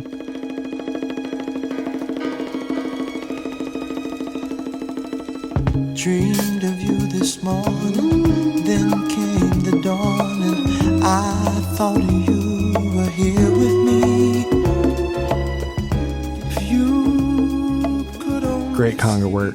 And then if you really like that, go listen to Santana and any other like Tito Puente and go in that direction. The rhythm section we've talked extensively about. James Gadson on the drums is a super bad dude. Played on Donald Byrd and Aretha Franklin and tons I think he has like over 1,000 credits. Maybe I'm confusing him with Chuck Rainey. Both of them are like, the most decorated veterans of their instrument, essentially in 20th century recorded music. 4 people played bass on this record, Chuck Rainey kind of being the biggest name. And the bass lines on I'm Partial, Come Live With Me Angel, but especially Since I Had You are just like, there's an short ascending line as Marvin is going into the chorus. Since I Had You, that sort of signals the like elevated heart rate, but it's real subtle. It's a blink and you miss it. It's the greatest choruses are the ones you only sing once in the song. It doesn't overly announce itself, but they're really, really melodic musical bass lines that are like so beyond my comprehension, but they're so cool. And then obviously voice control. There's not one iota more of anything than there needs to be. That's sort of the expert level part of the whole thing. Were there any? I know I just like ran down the whole list. What was it? The silence in between tracks. Definitely appreciated that. What did I miss? What else did you like? I mean, those 5 things that you just drew out are all really good options: synths, strings, percussions, the rhythm section, and the relationship then between drums and bass and voice control. Strings were the surprise hit for me. And it did not then surprise me to go back and read further interviews and quotes and all that from those strings being arranged at the time, and people basically being literally shocked at how good they were. And how good they were coming out during the creation of this record. Because I think I'm not always the go listen to the surprising thing person. I think that can lead you down some weird paths that aren't always helpful in music. But here, the strings were a worthwhile thing to just listen out for on a regular basis, because they had I think you've called a lot of the things here, subtle a couple of times. The intentional complexity sitting within a sort of subtle shell or packaging in a lot of this music is really rewarding to listen to and hear. One thing we definitely have to appreciate about Motown records is they still sound really cool. They have a pristine quality to them that really let you hear almost spatially the different layers that get recorded in. And so I appreciate those about Motown records in general. But yeah, especially strings here. I think we've mentioned some of the other surprises and fun things that can catch you off guard with all the rhythm. But yeah, strings. And then especially if you are a vocalist and you've never spent time listening to Marvin Gaye on purpose, now's a real good time to do it. Just literally listening to every way that he opens and closes a given word, note, phrase, where he breathes, the way that he ad-libs when he does. It's a truly interesting exercise in watching someone who has every right to use their voice as much as they want to, using it in very particular ways to try to, more or less impress somebody else that they were writing this record for. And he was notorious for not committing anything to tape until it was like exactly how he considered it actualized. He spent 13 months on the vocals for this, and it shows. So I don't think it's overstating it. I think you're exactly right. Every choice to do or not do or do a certain way is deeply deliberate and considered. And if you are also a practitioner of the craft, could do no better than to study everything he did or decided not to do. And if you would go right on a certain run and he goes left, think about what other possibilities that opens up. Just very, very inventive and unique in that way. And truly like reinvented the form of vocal delivery. And I think that's the story for me of this record in a lot of ways. We'll talk about Ernie Barnes and the artwork in a minute, but I saw comparisons to other masters of the respective crafts that signaled a timelessness to me. So like Coleridge Taylor Perkinson, the string arranger, I love that you love the strings. I would not have picked that answer for you, but it makes me so happy. They talked about how he like evolved the form of classical composition from the Baroque masters and invoked blues and jazz in really sophisticated and interesting and not overt ways. There's a lot of like cool Trojan horsing, but not for the sake of being punk or anything, just because they have absorbed a lot of inputs and synthesized them smartly and uniquely. And I think everybody that touched this record did their own version of that. And I take a lot of inspiration from that sort of direction. So then to this end, as we think about the impact that this record has had, there's a couple of like very specific avenues that we can go down. And so we'll do both lightly. Well, one of them you were just mentioning. The drinking game. We'll do both lightly. You were mentioning the artwork, and this is as close to a bit of trivia as we'll probably get on this episode. But it's worth knowing a little bit more about that, I think, because it also then speaks to how pervasive culturally this thing was, even if every time we think of Marvin Gaye's most important records, we don't necessarily put this one at the top or even in number 2. So the album artwork is a painting that pre-existed prior to becoming the artwork for this. It was originally Are you sensing a motif Sugar here? Shack. Leon Ware, Ernie Barnes. Exactly. I'm gonna find Yes. the stuff I like and make it mine, but not in a Drake way. Exactly. I'm gonna make it. We can only better. thank Canadian Jesus for that. Yeah. I like to picture my Jesus wearing jeans on top and on the bottom. So this painting was called the Sugar Shack that became the artwork for this album. It was painted and released by a quote neo-mannerist artist named Ernie Barnes in 1971. We talk trash about music genre, but like art genre and movement labels are tight. I don't know what the difference is. I don't know how to parse it. I mean, this is the domain of my wife professionally. I should just ask her. But yeah, neo-mannerist is cool. I would like to be called the neo-mannerist, but not an R&B artist. And I don't know why. It'd be cool if they just used decades like the rest of us to describe a period of time instead of putting neo in front of an old thing that happened 100 years before that. Yeah, all this is 1976. Right. Marvin Gaye was introduced to Ernie Barnes, the artist of this album, by a colleague. It led to him buying 8 originals by Ernie Barnes, including this one, The Sugar Shack. And Marvin asked for permission to use the painting as an album cover. And then Barnes augmented the painting by adding references to the album, including the banners hanging from the ceiling of the shack promoting the album sick. singles. So if you were listening to us talk and being like, there's no way this painting existed before the album artwork because I've seen the album artwork and it's about Are you the album. Mandela affecting yeah. me right now? Yeah. You played yourself, bro. Yeah, to your point, it's another microcosm of the whole kind of overall story of this, where it's like, oh, a thing sort of exists that Marvin Gaye has looked at and said, that's a thing, and I know how to make it a better version of this thing that I want it to be. And so I'm going to use it and work with the artist. In either case, whether it's the artwork, whether it's Leon Ware, whether it's the bandmates he worked with, like it wasn't a case of, I know how to do this better, so I'm going to take what you did, go over here, and now I've done it, and look at what I did. It was always, I'm digging what you're doing, and I'd like to do this. I want to ask permission to take this and then work with you to make a version that represents the way I feel and think and am capable and all of that. A lot of one and one makes three, which I think is fitting for sort of the subject matter celebration he's doing on the record.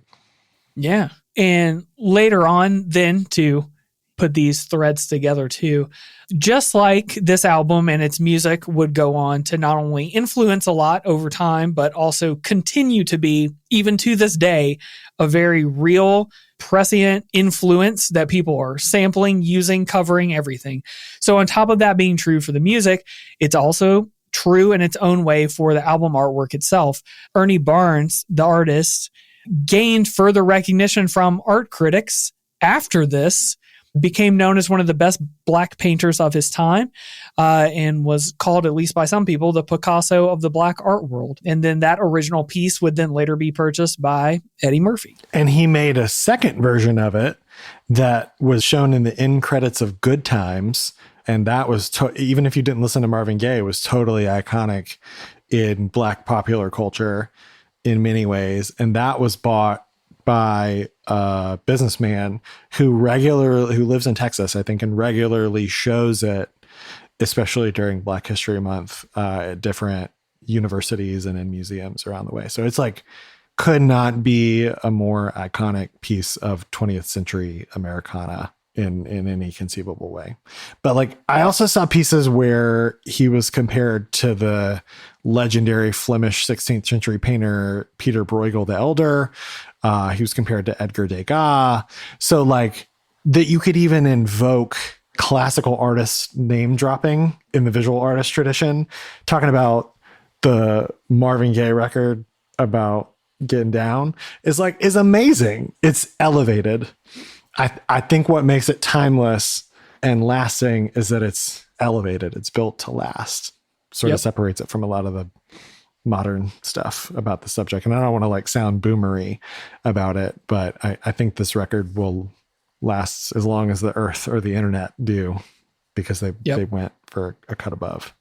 Well, and to reinforce that idea, though, of it being a different time in creating art that would perpetuate into our future, Ernie Barnes, the artist prior to that, was an NFL player, which, thanks to CTE and its many wonderful gifts, we can't expect many of our modern NFL players to become lovely, thoughtful, neo-mannerist artists later in their life. I'm holding out for the great latter-day works of Travis Kelce, personally.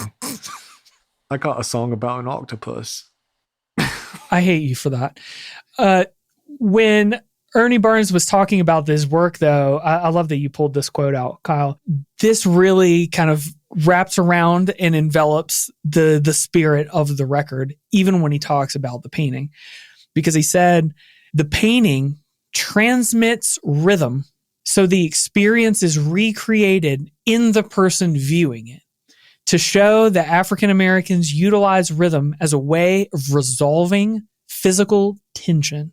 And what's nice about that is not only is that a really nice just way of looking at it on its face, but this idea of a culture that might be different than yours using physicality as a way to resolve tension is a sort of mental motif I think that you can play with when you try to go further into this record and understanding not only what was its sort of intention, which we've talked a lot about, right? And who was it for and how did it get made?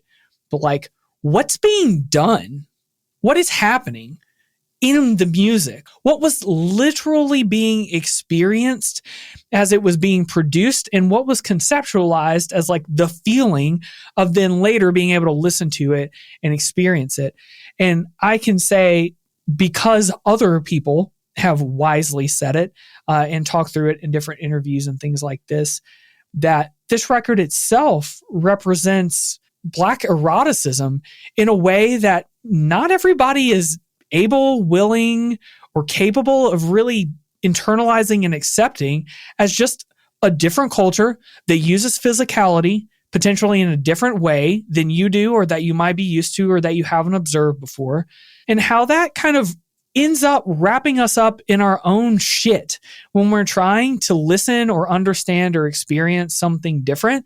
If we're all caught up in the ways that we deal with things or think about things or use our bodies or whatever else, it's hard for us to understand what actually might be going on for different people in moments like this.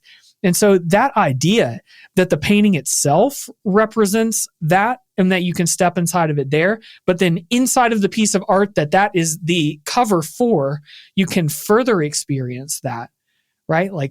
Literally resolving physical tension and figuring out how to move your body with somebody else in a rhythm in a way that feels good, looks good, works for everybody.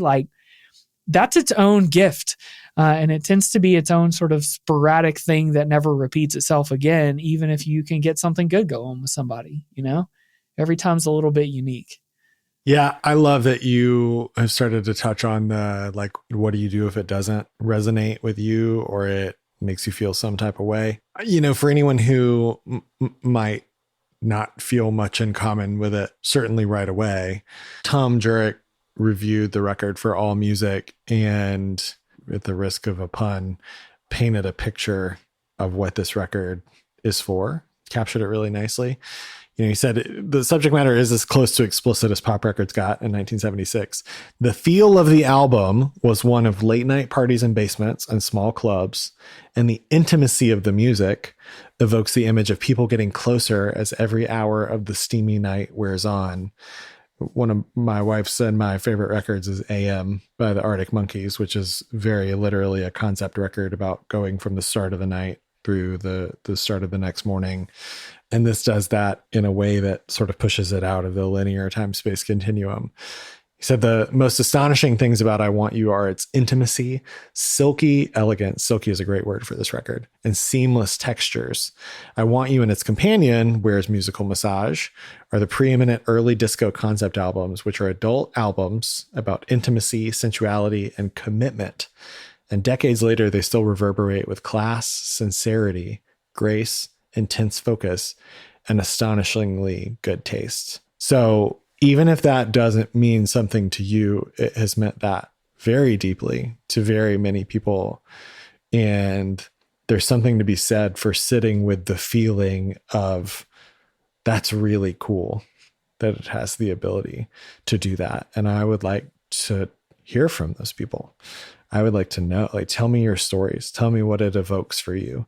If it doesn't bring a picture or a feeling to mind for me immediately, I want to talk to somebody for whom it does. And in that way, like, music has truly limitless possibility. I wouldn't want to close out a conversation without at least mentioning some of the biggest highlights of musical impact from this record, including how it still gets used. So I want to make sure we touch on some of that because we've also teased some of it out as we've talked. But this was one of those moments where we've sort of danced around this idea a little bit, but it was one of those moments where we can't say that everyone in the studio went there and said, we're going to make a new thing now. Now is a new thing. Today, starting today, new genre, new thing, right? And we're going to intentionally change the way everything else worked. Even from that quote that you just read, it's your right? cousin, Marvin Berry. But you, the quote you read mentioned, right, that the feel of the album was like one of late night parties in basements and small clubs. Like I joked at the beginning, I learned a lot about party records over the course of learning more about this record, which just for those of you who have never heard that before, I actually got there because I'm just going to be vulnerable with everyone on the internet now. Here we go. I got very curious after listening to this record. What is the history of using moans in music? I hope you searched that in private browsing. I wasn't born yesterday, my brother. What is Tor even for? But I got really curious about it because it was like this. The answer is either going to be really stupid or really funny, right? There's whose first idea was this? And then I got an answer that I didn't expect, which was that actually there was an entire subculture creating vinyl records that weren't available for people to pick up in the store. They had to ask for them because they were hidden behind the counter, and they were called party records, and they were vinyl records that were primarily sex noises, which is like, so you can probably guess like the next like 30 minutes of my brain was just like, okay, I have a lot of questions. What do you do when you get one of these? What were you doing with this? Were you hanging out with people? And so I just learned more and more, and I learned many things that made me slightly culturally uncomfortable, including the fact that a lot of people like to get together and then listen to those. And I also learned, I'm literally just going to seed this and move past it, but I also learned a hilarious story about Frank Zappa being tricked into recording one of those and then being arrested for it because it was technically illegal. But there's also a whole strain of comedy in that too. Like party would also include like Red Fox's early stuff. And if this gonna be that kind of party, I'm gonna stick my dick in the mashed potato. That gets sampled by the Beastie Boys and all of that stuff. I remember the first time I heard that sample, I was like, why was this committed to tape? To put it extremely concisely, but more funny, in the same way that Dune was a book that no one gave a shit about, and then a company that published car manuals was like, I really like your story about this Shai Hulud guy. And then they publish his book. In much the same way, basically, comedy records, and especially black comedy records, were effectively published and popularized by party record labels who were like, yeah, we're into this. Yeah. No, you're funny. No, yeah. We're going to do this now. So there was a whole lot that I learned. I went to a talk recently by a professor at Duke. We're very lucky in Atlanta to have a literal hip hop professor in Dr. Joycelyn Wilson, who teaches a sociology sort of like current affairs class steeped in the language of Southern rap. This guy gave a great talk on like how we got to hip hop before hip hop. It was like the 150-year anthropological history that included, and I wish I could remember the party record. It was a very specific one, but how that was like, if you love hip hop, this is an element of the DNA that is maybe not obvious on its face, but in a number of ways was influential to its development. Yeah. So there are definitely interesting offshoots there and plenty more to go learn about if you're curious. But then thinking about, okay, there was a lot that inspired what happened on this record. So not everything was, like I said, not everything was just like a brand new thought, right? So the mixture of funk and interludes and arrangements and ad-libbing and moans and all kinds of stuff, right? This wasn't all a new idea. However, the way that it was put together, the fact that it was Marvin Gaye, the fact that it was Leon Ware, the fact that it was these musicians, the fact that it was put out by Motown, the fact that it sounds so good, the fact that the songs are so great, right? Like all of those things created, like almost every record that we ever talk about, creates an outsized downstream effect that's pretty hard to trace back unless you actually know to look for it, because monumental records. Once you know, you see it everywhere. Yep. It's impossible to unsee. In that same way, right? Let's just go ahead and just let you not unsee Neo Soul's path all the way back into this. You know, we mentioned if you like Voodoo, if you like D'Angelo, Soulquarians, kind of anything in that range, you have a direct spiritual succession from Marvin Gaye and from this record, to the point that, like, one anecdote, just to really make sure you know that all these things are tied together. After Marvin Gaye died, D'Angelo began having recurring dreams about Marvin Gaye. And eventually, after D'Angelo got signed, he said he had his final dream about Marvin Gaye. And he said, I was following Marvin as a grown man, and he was a bit heavier and he had a beard and he was naked. And all I could see was his back and the cap that he used to wear all the time. And he got into his whirlpool jacuzzi with his wife and his daughter and his little son. And that's when he turns around and looks at me and he goes, I know you're wondering why you keep dreaming about me. And then I woke up. Makes me love that episode of Atlanta even more, where the same thing happens with D'Angelo and he's like, Thank I am you. D'Angelo. Yes. We are D'Angelo. Sometimes I just say it to myself, we are all D'Angelo. And the answer is yes, we are, with any luck. Yes. So there is plenty there. And we don't make any money when you go back and listen to our past podcasts, but you should. We really love the Voodoo episode that we did. And so do others. I simply will not shut up about that album unless the album is on. There's no need to. So there's plenty more to see in that lineage. There's also plenty more to see through Prince. Hopefully I don't have to state too much of the obvious of, like, Prince was a pretty sexy dude. Okay. He knew how to work whatever ends of the gender spectrums he wanted at any given point, and he is able to affect all of us, no matter how straight we find ourselves to be on the inside. And so that, I mean, from Prince to Sade to whoever else, like, learns how to channel soul and R&B into music that is truly, legitimately sexy. A lot of that stems from exactly this record and the way that this got approached, even down to the genre that became known as Quiet Storm, which is really just sort of like a way of thinking about how casual this album felt, and how if you maybe tamp down the subject matter intensity a little bit, you just end up with something very chill. Lo-fi beats to do something other than study too.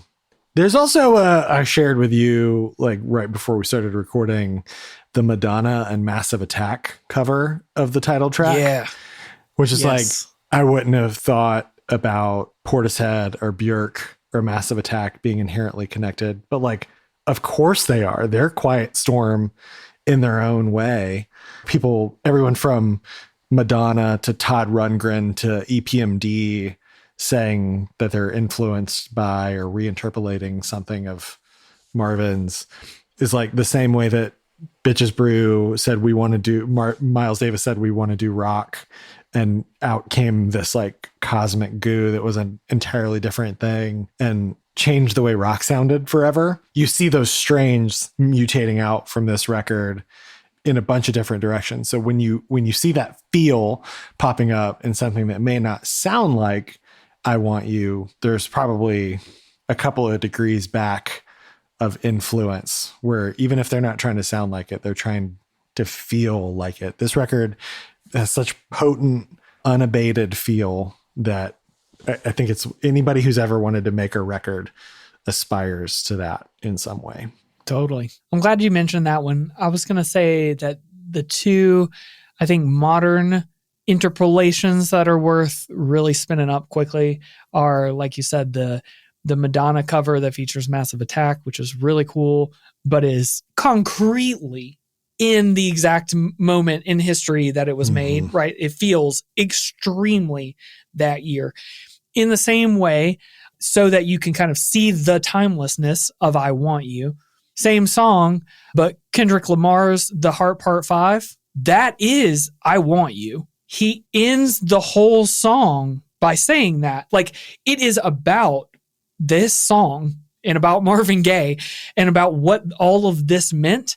And then Kendrick is pulling it into, I think 2022 was when he dropped that last one.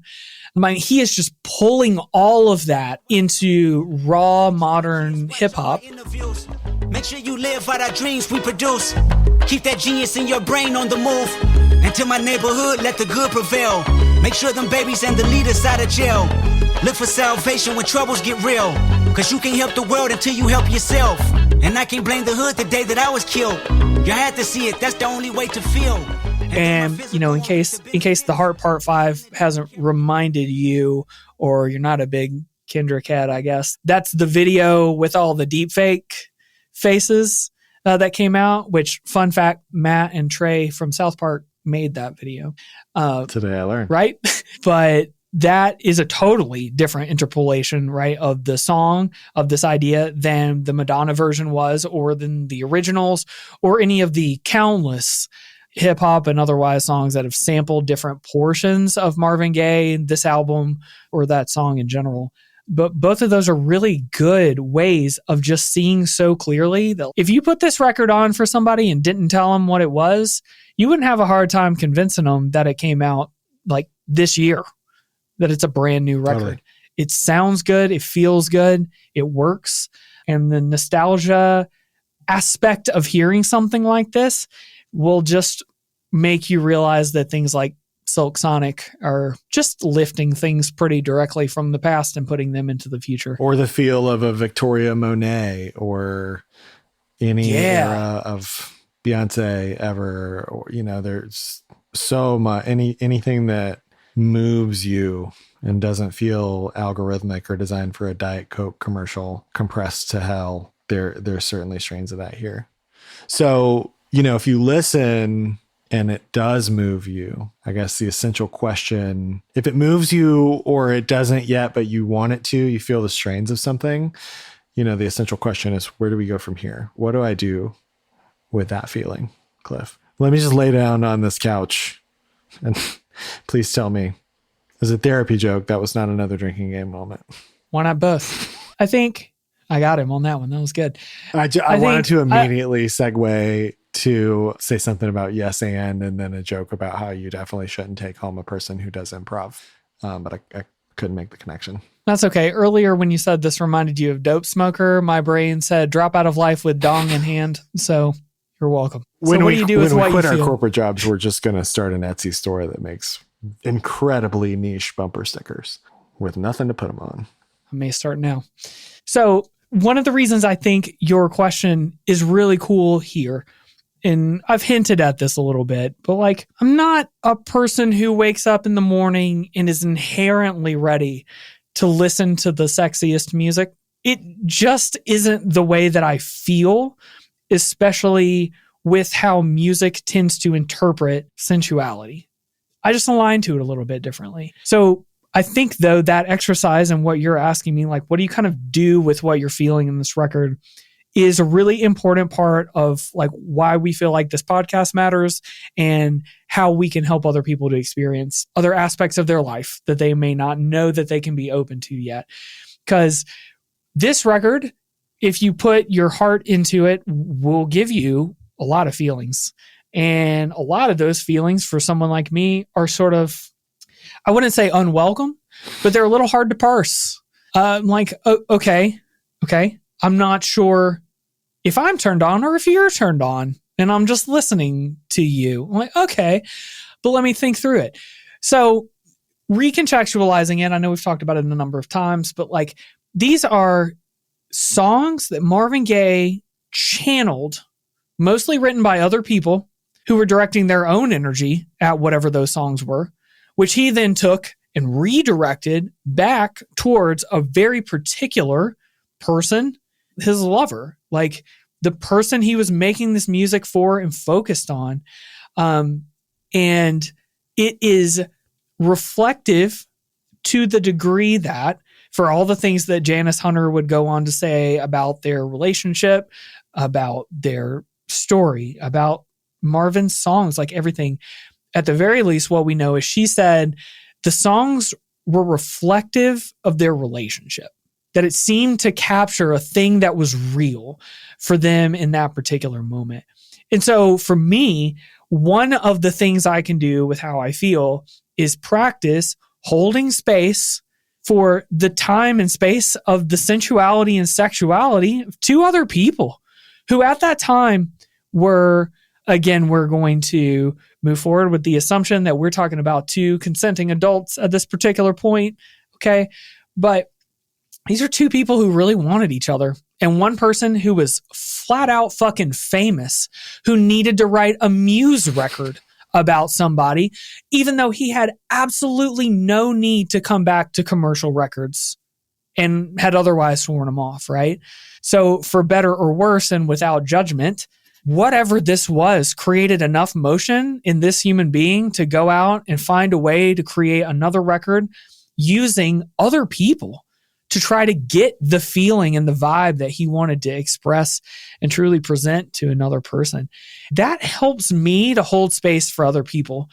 And by extension for, like we talked about a little bit with the painting and understanding how different people and cultures like use their bodies, it helps me to leave space for people in a way that honestly feels good to me. Like, actually, I don't need to figure out whether that made sense for them or not. This is what the record is about. I know what it feels like to have my version of what they were doing. And, my versions of that may have been my muse is closer to my age. Okay. And the times where I had this intensity of feeling, I didn't have the artistry in me to convey it.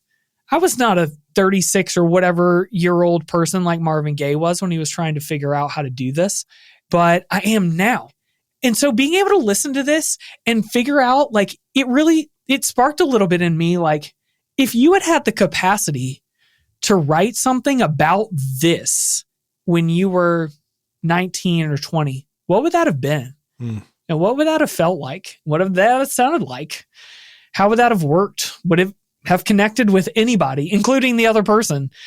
Those are a lot of questions I don't have very pretty answers to, but it puts me into the music in a different way by being able to understand enough of what was happening and then find a way to just allow it. It existed. It's something I can know about. And here's this document of what it felt like for at least two people. And the ability to listen in and observe without, you're sort of listening and observing into an intimate moment that you otherwise are not really permitted to be a part of. And here somebody's letting you into it. It opens me up. It opens me up to different expressions. It opens me up to being more flexible to remember that whatever shit somebody says in that situation is probably not the smoothest thing. I have to remember that Marvin Gaye ad-libbed all this stuff himself. And not all of it is just pristinely worded. Some of it's just him jib-jabbering back towards somebody else and saying literally what his body wants right then. And that's still Marvin Gaye. And he still did it with vocal control. He still did it with excellence on top of the band on an incredible record that went on to inspire a lot of other people and things. One of the things it did was it really surprised me for the space that I found out I could leave and accommodate for other things and other people's experiences that are intimate, that don't have anything to do with me, but that I can see myself in because I had my own version of it, you know? Yeah.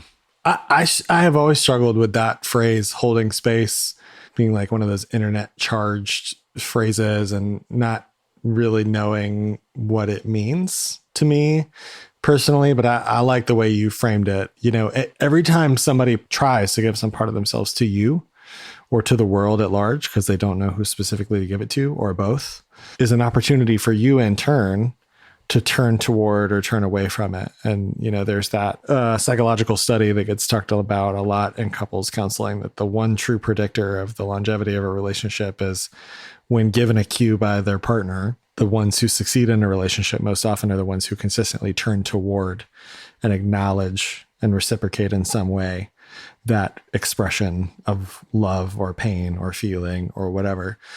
That has so affected the way that I think about my life, and music has helped me do that. Cause like still am very judgy young person. That sucks. I hate that. That's not as good. This thing's better than this other thing. Things need a hierarchy and a rank order and a what, you know, just like typical white guy, teenager, blogger bullshit. Moving away from that into a non-judgmental place, and especially not just additionally, but especially when it's challenging, when the person and the art have a gap in the things they're making me feel, it's better when it's additive. And I can sit with that tension between those two things and be grateful for the things that they've given me and try to embrace them for all I mean, like with the obvious, like crazy criminal things aside, some of the examples we've cited earlier, like everybody sucks, you know what I mean? Like me most of all. And I would just hope that the things that I try to express and put in the world are additive for other people. So I try to practice that kind of golden rule-y type of thing as well. And it's good when it's challenging. And I find that trying to get more value out of people and things and tastes and experiences and sensations has made me more at peace with myself. Like being non-judgmental has, I don't want to say made me a better person, because what does that even mean? But like certainly has made me love myself better. And I think that anytime we like reach out, lash out at something in judgment, it's just, we don't love ourselves enough. I don't love myself enough, whatever. So that's why I love things like this. Like if it doesn't speak to you immediately, maybe it's just not for you. And the best moments in those situations are when you're like, but maybe I want it to be. I don't know. There's something there.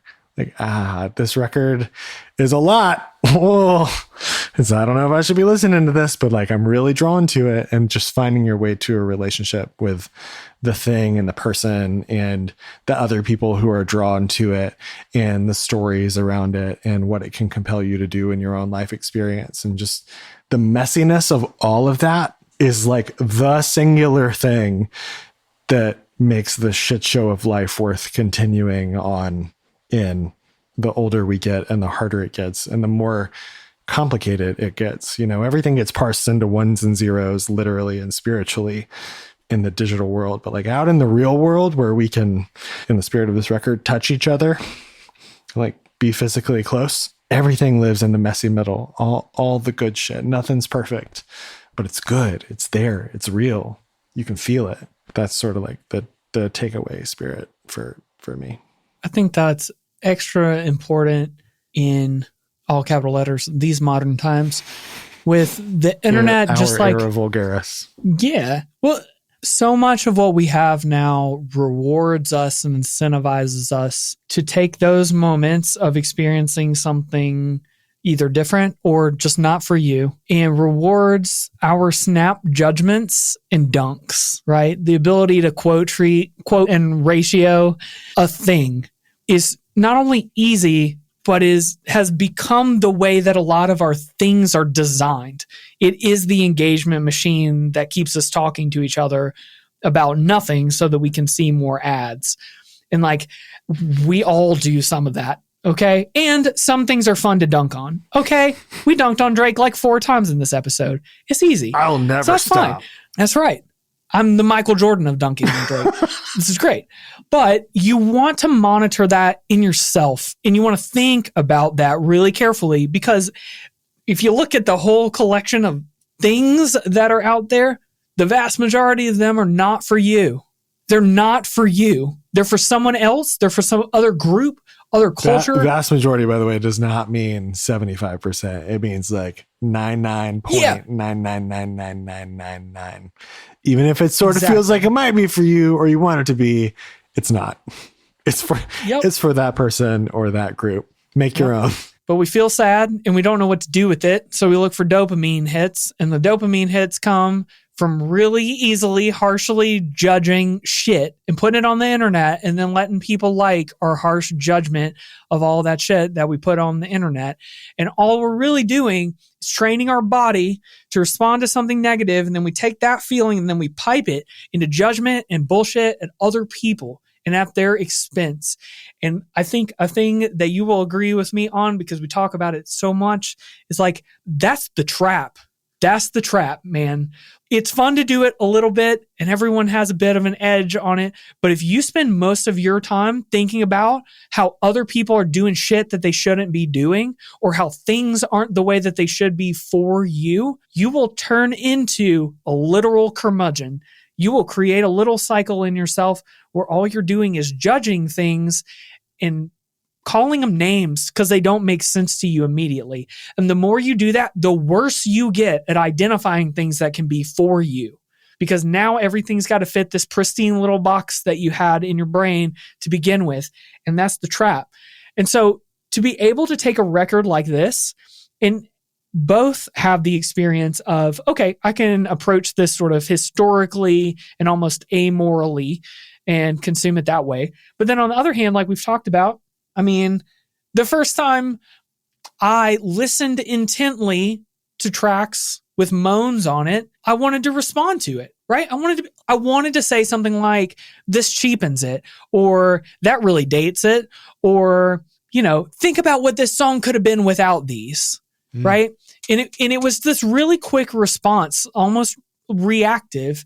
I feel like one of the things that we have truly blessed ourselves with, and that other people can bless themselves with, learning to let that exist as a thought, just like anything else, and then let it go. You actually don't need to label everything that you don't understand or see, or even that your body responds to in one way or the other. In fact, if your body responds negatively to something, it might be a good moment to take a second and examine it and figure out whether that's actually an ick that you'd like to stick around, or whether that's some bullshit that's contributing to a bad part of your personality, you know? Touch your nose if you can tell somebody on this podcast has been to therapy.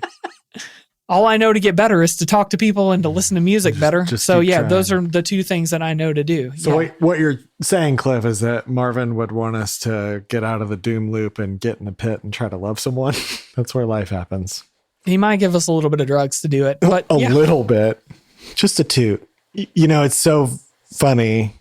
Your take didn't even occur to me, like the wavelength of judgment or cringe or whatever, you know.